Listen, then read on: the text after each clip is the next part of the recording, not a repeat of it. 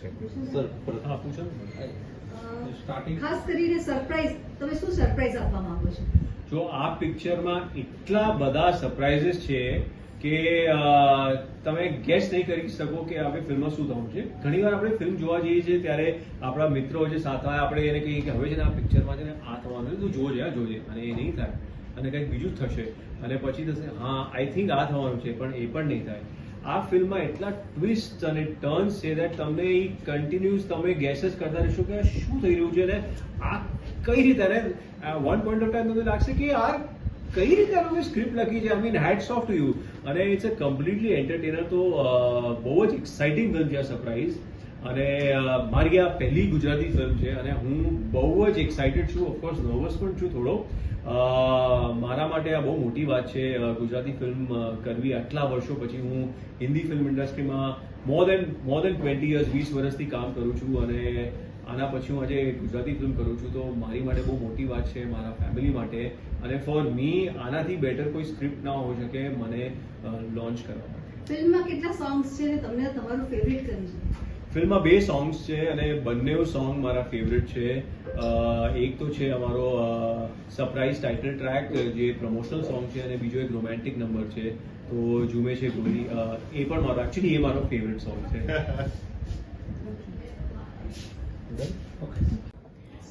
મારા રોલ વિશે મારો જે ફિલ્મમાં રોલ છે પ્રાચીનો છે.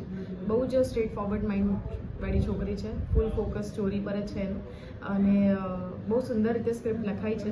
રિયલ લાઈફમાં હું એવી જરા પણ નથી જેવી મારા ફિલ્મનું મારું પાત્ર છે પ્રાચીન. તો બહુ ચેલેન્જિંગ હતું પણ બહુ મજા આવી પાત્ર ભજવવામાં. અચ્છા, આપનું કહેવું છે કે તમને કાર ચલાવતા આવડતી નથી અને આમાં ડ્રાઈવ કરી છે, તો એના વિશે? હા, એટલે જ્યારે અમને આ ફિલ્મનું નરેશન આપવામાં આવ્યું ત્યારે હું વત્સલ અને હિલી બેઠા હતા. તો થ્રુ આઉટ ધ સ્ક્રિપ્ટ ડ્રાઇવિંગની વાત ચાલી રહી હતી. તો હું બહુ જ રિલેક્સ હતી કારણ કે હાફ ઓફ ધ ટીમને ખબર હતી કે મને ડ્રાઇવિંગ આવડતું જ નથી. તો મને એવું જ હતું કે એ લોકોને ખ્યાલ છે એટલે આ મારું તો નહીં જ હોય પાત્ર જે મારે ભજવાનું છે. પણ સ્ક્રિપ્ટના પતી ગયા પછી મને કહેવામાં આવ્યું કે જાનવી તારે ગાડી ડ્રાઈવ કરવાની છે. I was like oh okay.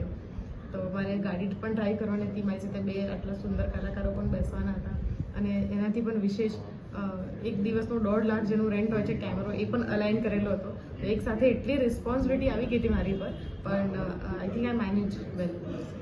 Film વિશે લોકોને શું સંદેશ આપવામાં? ફિલ્મ વિશે હું લોકોને એમ કહીશ કે ગુજરાતી ઇન્ડસ્ટ્રી ઘણું ગ્રો કરી રહી છે. ઘણા સારા સબ્જેક્ટ પર ફિલ્મો બની રહી છે. વુમેન સેન્ટ્રિક ફિલ્મો બની રહી છે. નેશનલ એવોર્ડ આવી રહ્યા છે. બોલિવૂડ આપણા ગુજરાતી ફિલ્મનો રિમેક બનાવી રહ્યું છે. સો આઈ રિયલી વોન્ટ કે આપણી ભાષાને એટલો જ સપોર્ટ કરો. અને આ ફિલ્મ બીજી બધી ફિલ્મો કરતાં બહુ જ અલગ છે. બહુ જ કમર્શિયલ છે. કોઈ પણ એજ ગ્રુપ આ ફિલ્મને જોવા જઈ શકે છે. સસ્પેન્સ બહુ ઓછું બનતું હોય છે આપણા ગુજરાતી ઇન્ડસ્ટ્રીમાં. તો હવે પૂરો પ્રયત્ન કર્યો છે કે સસ્પેન્સ, થ્રિલર અને સહેજ રોમેન્સ, રોડ રોબરી અને રોમેન્સ જેવું અમારું સરપ્રાઈઝનું ટાઇટલ છે. તો ફૂલ જસ્ટિસ, ફૂલ મસાલેદાર ફિલ્મ અમે આ બનાવી છે. એવું છે સરપ્રાઈઝ એટલે ના યસ. ઓકે. તો સરપ્રાઈઝ ફિલ્મ જોવા એટલા માટે જવું જોઈએ કે પહેલા તો તમને નવા ફેસીસ જોવા મળશે.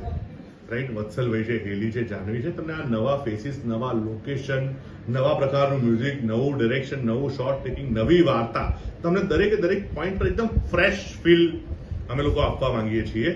એટલે એ બહુ મસ્ત વાત છે. અને બીજું સરપ્રાઈઝ શું છે હું કહી દઈશ તો સરપ્રાઈઝ રહેશે નહીં. એટલે એ જોવા જાઓ અને જોઈને તમારું મન સરપ્રાઈઝ થાય છે કે નહીં એ તમે અમને જણાવો. બીજો પોઈન્ટ, અત્યાર સુધી હું ઇન્ડસ્ટ્રીમાં 15 વર્ષથી છું, ગુજરાતી ઇન્ડસ્ટ્રીમાં.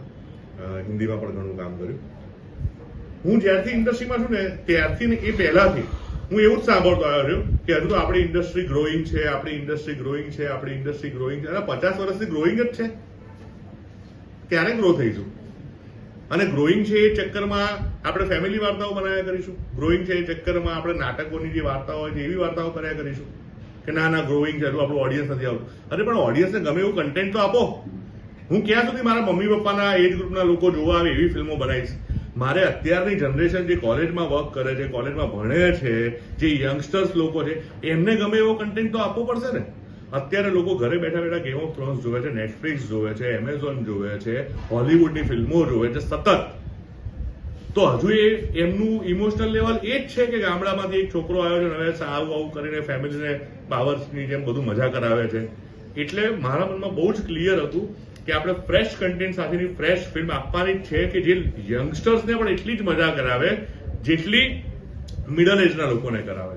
એટલે હું આઈ એમ ડેમ શ્યોર કે જેટલા યંગસ્ટર્સ છે એ લોકોને આ ફિલ્મ ગમશે જ.